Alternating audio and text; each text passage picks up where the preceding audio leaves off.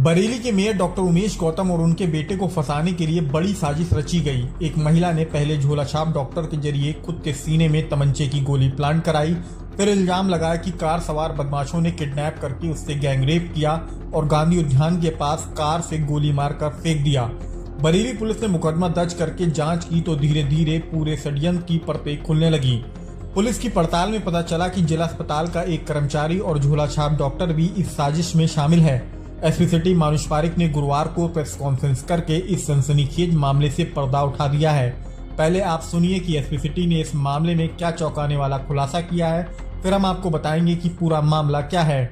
दिनांक 29 मार्च 2025 को थाना कोतवाली में एक महिला के गोली लगने की सूचना प्राप्त हुई थी।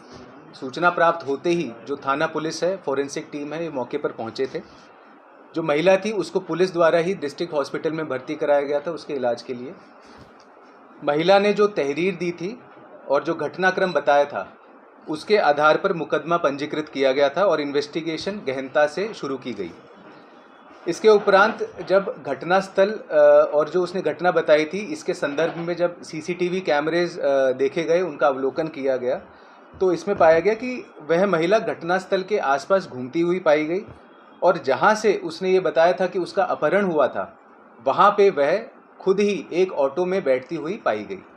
तो इसी से घटना प्रथम दृष्टया ही संदिग्ध प्रतीत हो रही थी। इसके उपरांत जो मेडिकल रिपोर्ट थी, मेडिकल रिपोर्ट में डॉक्टर द्वारा फायर आर्म इंजरी के आगे क्वेश्चन मार्क लिखा, इसको डाउटफुल बताया गया। इसमें कोई ब्लैकनिंग नहीं थी, कोई एंट्री वुंड नहीं था, एग्जिट वुंड भी नहीं था। जिस डॉक्टर ने महिला का ऑपरेशन, माइनर ऑपरेशन करके जो उसके घाव था उसके अंदर एक बुलेट इम्प्लांटेड थी, वह बुलेट जो निकाली थी, उस डॉक्टर ने भी अपने रिपोर्ट में ये लिखा है कि इसमें कोई भी फायर आर्म इंजरी नहीं थी और यह जो इंजरी थी वह फेक थी, इम्प्लांटेड थी।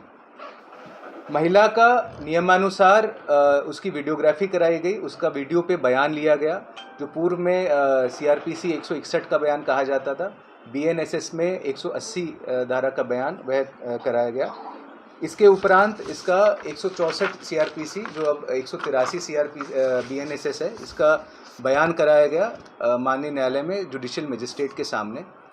उस बयान का अवलोकन किया गया। इसमें महिला ने पूरा घटनाक्रम बताया और उसने क्या षड्यंत्र रचा था, कैसे रचा था, इसको पूरा उसने कबूला, उसने कन्फेस किया और ये पूरा घटनाक्रम बताया। इस महिला ने बताया कि पूर्व में 2022 में इसने एक गैंग रेप की सूचना दी थी जिस पर एफआईआर हुई थी इसी थाना कोतवाली में। 3 अज्ञात लोगों के विरुद्ध इसने रेप का चार्ज लगाया था। उसमें बयानों में महिला ने कुछ लोगों का नाम उजागर किया और इसके बाद में 1 महीने के अंदर अंदर ही इस महिला ने शपथ पत्र दिया कि उसके साथ में ऐसी कोई घटना नहीं हुई थी। इसके साथ साथ जो विवेचना की गई थी, विवेचना में भी ऐसी कोई घटना का कारित होना नहीं पाया गया था और उस विवेचना के आधार पर उस मुकदमे में एफआईआर लगी, वह मुकदमा एक्सपंज किया गया और उसमें सीआरपीसी 182 की रिपोर्ट माननीय न्यायालय में दी गई।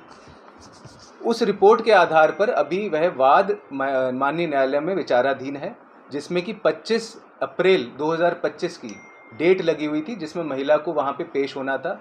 महिला को यह आशंका थी कि उसी के विरुद्ध इसके अंदर कार्रवाई हो जाएगी, उसको दंड मिलेगा, ऐसा इसका अंदेशा था। इसीलिए इसने यह पूरा घटनाक्रम इसने प्लान किया और पूरा षड्यंत्र इसने रचा अपने आप को बचाने के लिए।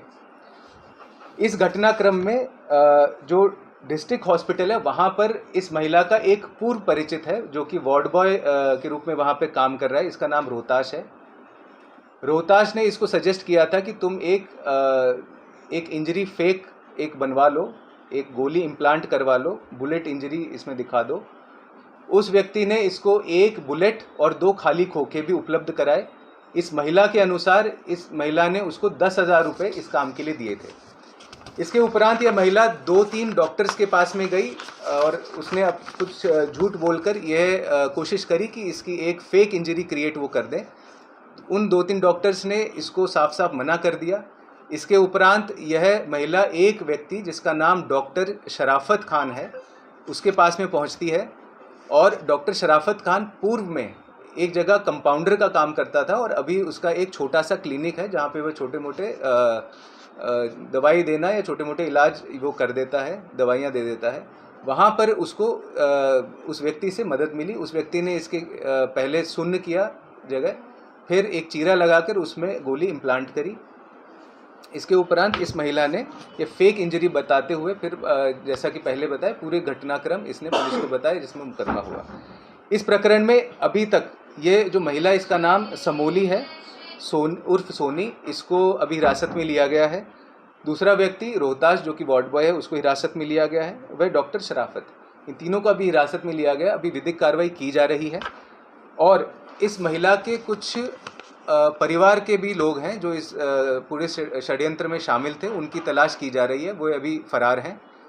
और भी लोग अगर इसमें होंगे तो उनके भी विरुद्ध आवश्यक विधिक कार्रवाई की जाएगी। और इस पूरे प्रकरण में अभी भी गहनता से विवेचना की जा रही है, जांच की जा रही है। जैसा भी आगे होगा आगे भी अपडेट किया जाएगा। बहुत बहुत धन्यवाद। किसको फंसाने की साजिश थी, इसने किसको फंसाना चाह रही थी सबसे? यह महिला जैसे कि पूर्व में भी 2022 में भी उमेश गौतम नाम के व्यक्ति हैं, उनको ये फंसाने के लिए पहले भी प्रयासरत थी और अभी भी उन्हीं का नाम से इसने अपने बयानों में भी बताया है कि उन्हीं को फंसाने की, और खुद को उस जो इसके अगेंस्ट में कंप्लेन केस है उसमें खुद को बचाने के लिए भी ये इसने पूरा घटनाक्रम इसने रचा। यह सनसनीखेज मामला बीती 29 मार्च की रात सामने आया था। इज्जतनगर थाना क्षेत्र में 100 फुटा रोड स्थित वीर सावरकर नगर निवासी सोनू उर्फ शुमाली कौशिक ने रात करीब 8 बजे पुलिस को सूचना दी थी कि कार सवार बदमाशों ने उसे 300 बेड अस्पताल के सामने से किडनैप किया और गांधी उद्यान के पास गोली मारकर फेंक गए थे। एसएसटी मानुष पारिक ने कोतवाली पुलिस के साथ तत्काल मौके पर पहुंचकर महिला को जिला अस्पताल में भर्ती कराया था। अगले दिन सोनू जिला अस्पताल में मीडिया के सामने कार में उसके साथ गैंगरेप किए जाने की कहानी गढ़ने लगी और बदमाशों के मेयर के बेटे से बात करने के आरोप लगाए। जब पुलिस ने गांधी उद्यान के आसपास लगे सीसीटीवी कैमरों की फुटेज चेक करी तो उसमें सोनू काफी देर तक वहां अकेले टहलते हुए दिखाई दी।